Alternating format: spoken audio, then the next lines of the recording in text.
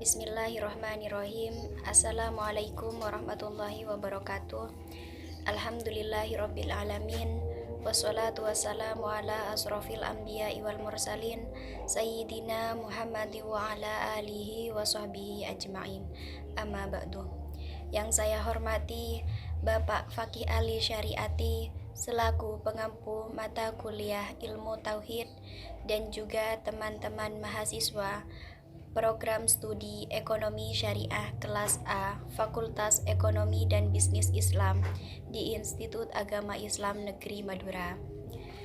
Puji syukur alhamdulillah saya panjatkan kepada Allah Subhanahu wa taala karena atas limpahan rahmat, taufik beserta hidayahnya saya dapat menyelesaikan tugas makalah beserta presentasinya dengan tepat waktu dan dalam keadaan sehat walafiat.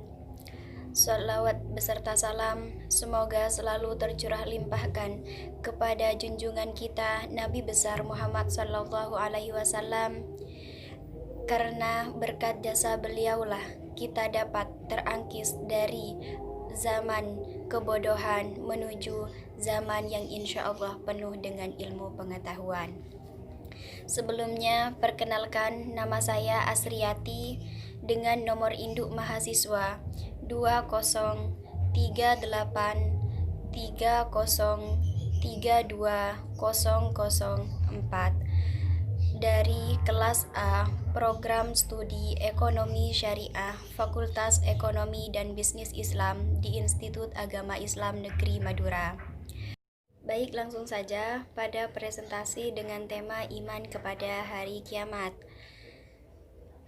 Ada 3 poin yang akan saya jelaskan. Yang pertama, pengertian iman kepada hari kiamat, dan yang kedua, tanda-tanda terjadinya hari kiamat, dan yang ketiga yaitu hari kiamat menurut saintis. Baik, langsung saja pada poin pertama yaitu pengertian iman kepada hari kiamat. Iman dalam bahasa Arab artinya percaya, sedangkan menurut istilah, iman adalah membenarkan dengan hati, diucapkan dengan lisan, dan diamalkan dengan perbuatan. Hari kiamat menurut bahasa adalah hari penghabisan atau disebut dengan hari pembalasan. Sedangkan menurut istilah adalah hari mulai hancurnya seluruh alam semesta beserta isinya dan berakhirnya kehidupan di dunia bagi semua makhluk ciptaan Allah Subhanahu wa taala. Hari kiamat disebut juga dengan hari akhir, yaitu hari penegakan hukum Allah yang seadil-adilnya. Dalam Quran surah Al-Mumtahanah surah 360 ayat 3.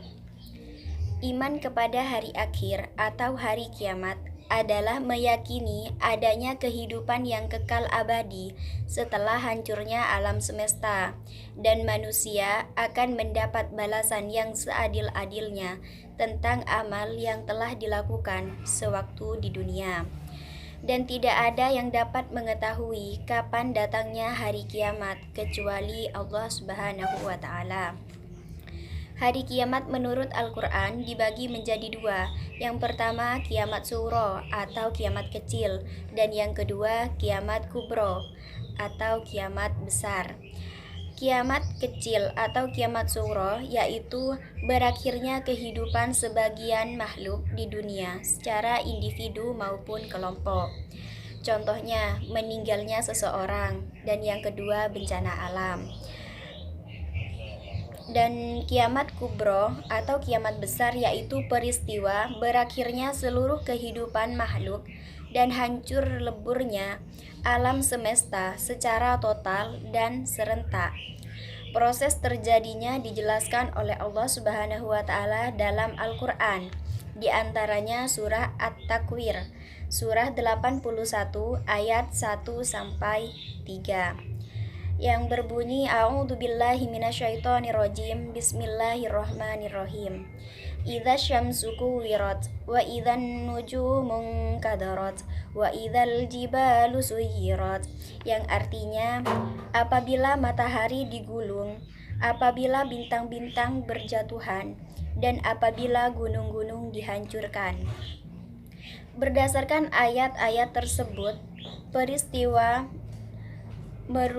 peristiwa kiamat merupakan kejadian yang sangat hebat, yaitu tatkala malaikat Israfil meniup sangkakala. Baik, selanjutnya yaitu poin kedua, yaitu tanda-tanda hari kiamat. Ada 10 tanda-tanda hari kiamat. Yang pertama, munculnya Imam Mahdi. Dan yang kedua, munculnya Dajjal. 3, turunnya Nabi Isa alaihi salam memimpin dunia. Yang keempat, Ya'jud dan Ma'jud. Yang kelima, matahari terbit dari arah barat. Yang keenam, dabbah, binatang melata. Yang ketujuh, kabut dan angin berhembus. 8, munculnya api. 9, terjadinya gempa. 10, hancurnya Ka'bah. Baik, pada poin yang ketiga, yaitu hari kiamat menurut saintis. Yang pertama, menurut geologi.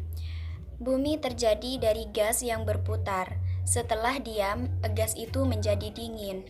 Maka, gas yang berat mengendap ke bawah dan yang ringan berada di atas. Melalui proses evolusi yang lama sekali, gas bagian luar mengeras menjadi batu, kerikil, pasir, dan sebagainya, sedangkan bagian tengah masih panas.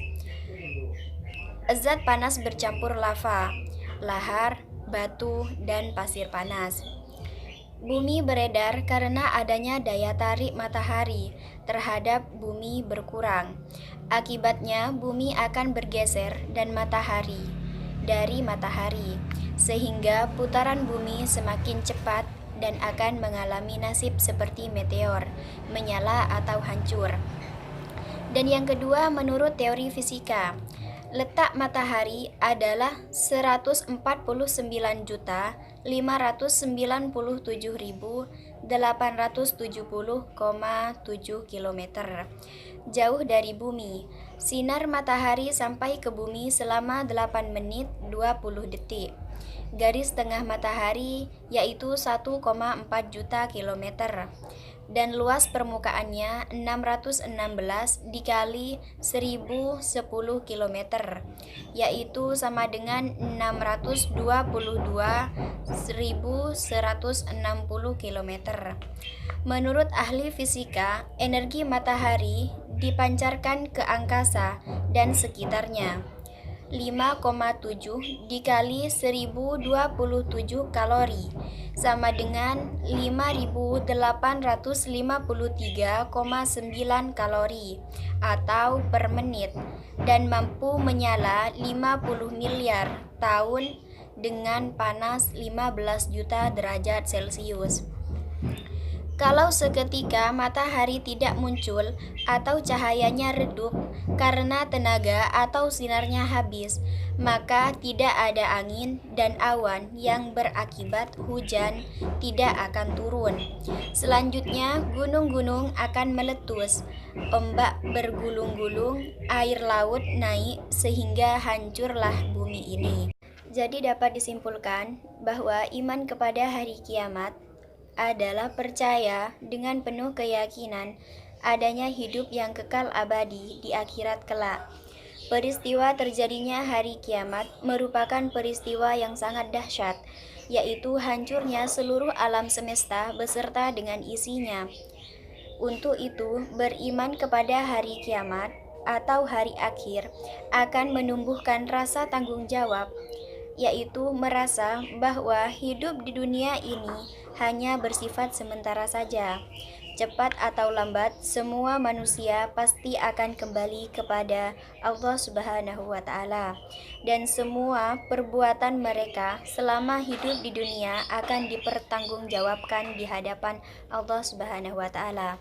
Baik, hanya itu yang dapat saya sampaikan. Kurang dan lebihnya saya mohon maaf. Saya akhiri, wabillahi taufik wal hidayah, waridha wal inayah. Assalamualaikum warahmatullahi wabarakatuh.